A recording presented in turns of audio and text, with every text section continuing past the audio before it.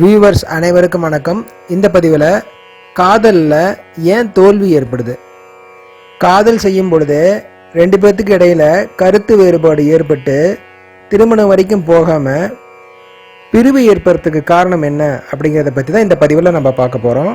அதுக்கு முன்னாடி நீங்கள் நம்ம சேனலுக்கு புதுசாக இருந்தால் சப்ஸ்கிரைப் பண்ணிக்கோங்க, கூடவே அந்த பெல் பட்டனை ப்ரெஸ் பண்ணிக்கோங்க. அப்போ தான் நான் தொடர்ந்து போடுற பதிவுகளையும் பார்த்து நீங்கள் பயன்பெற முடியும். சரி வாங்க, இப்போ நம்ம பதிவுக்குள்ளார போகலாம். ஒருவருடைய ஜாதகத்தில் 5ஆம் பாவம் தான் காதலை குறிக்கக்கூடிய பாவமாகும். காதல் வயப்படும் ஒருவர் கற்பனை கலந்த உலகத்தில் காதலிப்பவரோடு இணக்கமாக இருந்து காதல் உறவாடுவது, நீண்ட நாள் காதல் வயப்படுவது, இதெல்லாம் இந்த பாவம் பலமாக இருந்தால் தான் நடக்கும். ஆணாக இருந்தாலும் சரி பெண்ணாக இருந்தாலும் சரி, அவங்களுடைய ஜாதகத்தில் 5, 11 இந்த 2 பாவம் ரொம்ப முக்கியமான பாவமாகும். அதாவது 5ஆம் பாவம் அப்படிங்கிறது தன்னுடைய காதலை குறிக்கும், 11ஆம் பாவம் அப்படிங்கிறது எதிர்பாளருடைய காதலை குறிக்கும். ஆக இந்த 2 பாவங்களும் எந்த விதத்துலேயும் 4, 10 அப்படின்னு தொடர்பு கொள்ளக்கூடாது. அது மாதிரி தொடர்பு கொண்டுச்சு அப்படின்னா கண்டிப்பாக காதலில் பிரிவு ஏற்படும். 5, 11 இந்த தொடர்புடைய புத்தியோ அந்தரமோ போகிற வரைக்கும் காதல் நல்ல விதமாக போயிட்டுருக்கும். அடுத்து 4, 10 இது சம்பந்தமான புத்தியோ அந்தரமோ நடந்தால் உடனே காதல் புட்டுக்கும். ஏன்னா இந்த பாவங்கள் காதலுக்கு எதிரான பாவம். இப்போ ஒரு ஆணும் பெண்ணும் காதலிக்கிறாங்க அப்படின்னா அவங்க 2 பேர்த்துக்கும் நடக்கிற தசா புத்தி அந்தரம் 5, 11 இந்த பாவங்களுக்கு சாதகமாக இருந்தது அப்படின்னா கண்டிப்பாக அவங்க 2 பேர்த்துக்கு இடையில் காதல் மலரும். நல்லா போயிட்டு இருக்கக்கூடிய காதல் திடீர்னு ஏதோ ஒரு காரணத்தினால அப்படியே பிரேக் ஆகிடும். ஒன்று ஆணுக்கு ஏதாவது தசா புத்தி மாறி இருக்கலாம், இல்லை பெண்ணுக்கு ஏதாவது தசா புத்தி மாறி இருக்கலாம். இப்போ பெண்ணுக்கு தசையோ புத்தியோ அந்தரமோ மாறிடுச்சு அப்படின்னா டாட்டா பாய் பாய் சொல்லிட்டு போய்கிட்டே இருப்பாங்க. அடுத்து அவங்க வேற வேலையை பார்ப்பாங்க. இந்த காதலை அடியோடு மறந்துடுவாங்க. இதுக்கு ஏதேதோ காரணங்கள் அவங்களுக்கு கொடுக்கப்பட்டிருக்கும், அந்த காரணங்களை சொல்லி பிரிஞ்சிடுவாங்க. இதே மாதிரி ஒரு ஆணுக்கும் ஏற்பட்டுருச்சு அப்படின்னா அவங்க அந்த பெண்ணை வெறுத்து வேறொரு வழியில் போயிடுவாங்க. ஜாதகத்தை விட்டுட்டு மேலோட்டமாக இதை பார்த்தா 2 பேர்த்துடைய மனோரீதியாக ஏகப்பட்ட குற்றங்குறைகள் இருக்கும். அதுக்கு 2 பேரும் 1000 காரணங்கள் சொல்லுவாங்க. இதனால தான் எங்களுக்கு பிடிக்கல, அதனால தான் விலகிறோம் அப்படிம்பாங்க.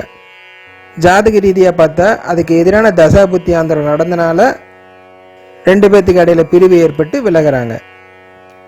இதே மாதிரி காதல் வயப்பட்டு 2 பேரும் சேரும் பொழுதும் 1000 காரணம் சொல்லுவாங்க. இதனால தான் நாங்கள் 2 பேரும் சேர்றோம், எங்களுக்கு ரொம்ப பிடிச்சிருக்கு அப்படிம்பாங்க. ஜாதக ரீதியாகவும் பார்த்தா 2 பேர்த்துக்கு இடையில் இருக்கக்கூடிய கிரகங்கள் நட்புத்தன்மை ஏற்பட்டிருக்கும். 5, 11ஆம் பாவத்துக்கு சாதகமாக இருக்கும். சரி, இப்போ நான் காதலிச்சிட்டேன், எங்களுக்குள்ள கருத்து வேறுபாடு ஏற்பட்டிருக்கு, திரும்ப நாங்கள் ஒன்று சேருவோமா அப்படின்னு உங்களுக்கு சந்தேகம் இருக்கலாம். இதுக்கு உங்களுடைய 2 பேர்த்து ஜாதகத்தையும் பார்த்தா தான் தெரியும். அடுத்தடுத்து நடக்கக்கூடிய தசா புத்தி அந்தரங்கள் சாதகமாக இருக்கா, இல்லை 2 பேர்த்துக்கு இடையில் திரும்ப திரும்ப கருத்து வேறுபாடு வருமா, 2 பேரும் இணங்கி வாழ முடியுமா அப்படிங்கிறது ஜாதகத்தை பார்த்து தான் சொல்ல முடியும். இதைத்தான் பொருத்தம்னு சொல்கிறோம். காதலர்களாக இருக்கிறனால ஈஸியாக பிரிஞ்சு போயிடுறீங்க. திருமணமானவங்க பிரிய முடியாமல் கஷ்டப்பட்டுட்டு இருக்கிறாங்க. அவங்களுக்கு இடையிலையும் இந்த இணக்கம் இல்லாதது தான் காரணம்.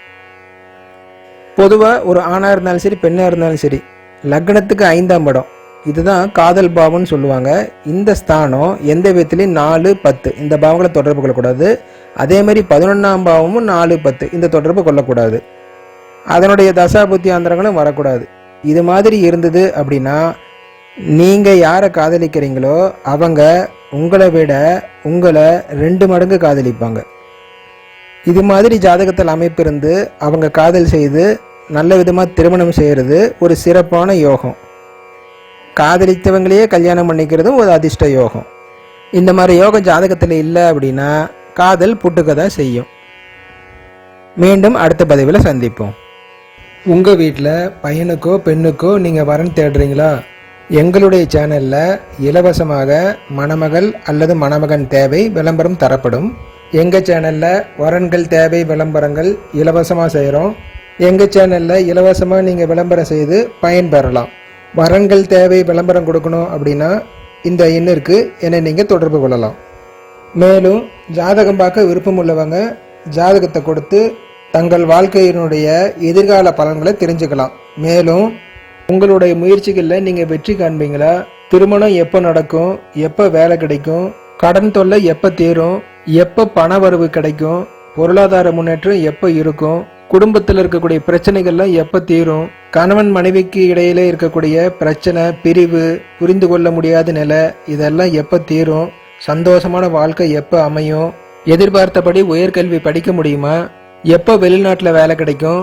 வெளிநாடு போய் கை நிறைய சம்பாதிக்க முடியுமா? எப்போ சொந்த வீடு கட்ட முடியும்?